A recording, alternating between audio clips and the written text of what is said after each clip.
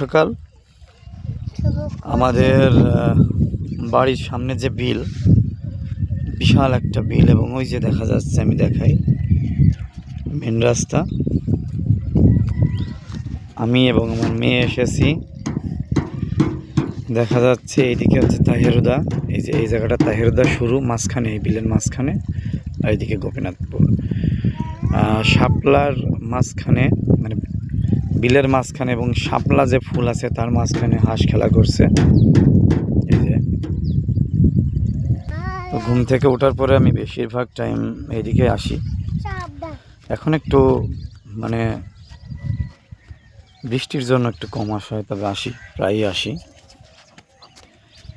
সৌন্দর্যর যদি বলেন যে অপরূপ সৌন্দর্য, তাহলে এই জায়গাটাতে আসলে বুঝবেন আসলে অপরূপ সৌন্দর্য।